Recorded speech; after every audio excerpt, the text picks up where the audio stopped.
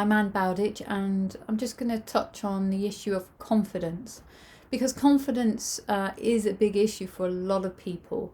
And I've found that when people come to me for all sorts of issues, whether it's depression or anxiety, or help to overcome issues such as addiction or OCD or a plethora of issues, very often a lack of confidence underpins those issues.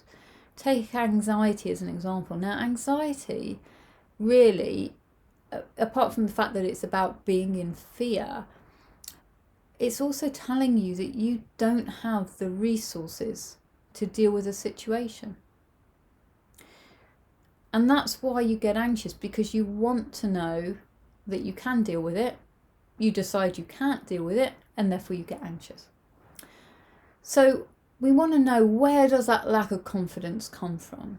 Well, my experience through working with my clients, and this is the thing, my experience is not science-based. It really is just working with people, and that's what I talk about.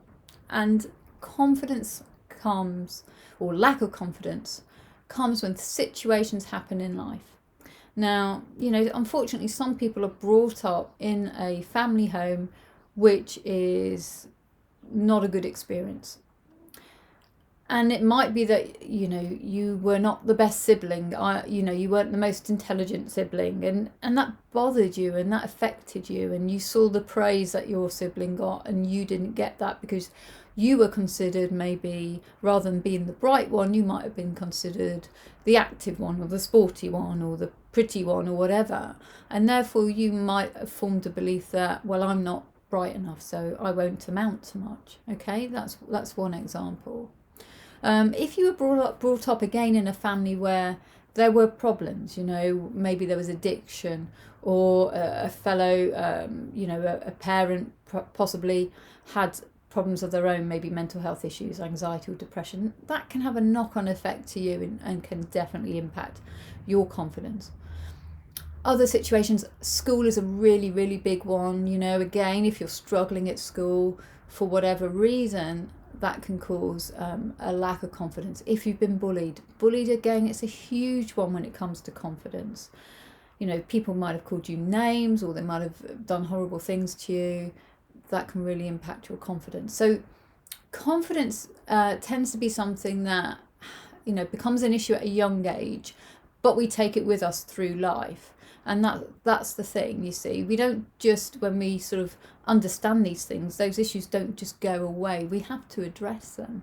And also we have to start to focus on what we do well. And there will be loads of things that you do well, but you probably push those aside, or you make an excuse why that went well, but it won't be to do with your brilliance. You'll call it a fluke, or you'll say it only went well because so-and-so helped you or whatever. You will find a reason why you weren't the fundamental person in that, and that's what lack of confidence does. Every time you get an opportunity to confirm that you're good at something, you'll tend to push it aside, you'll tend to ignore it, or, as I say, just call it a fluke or something.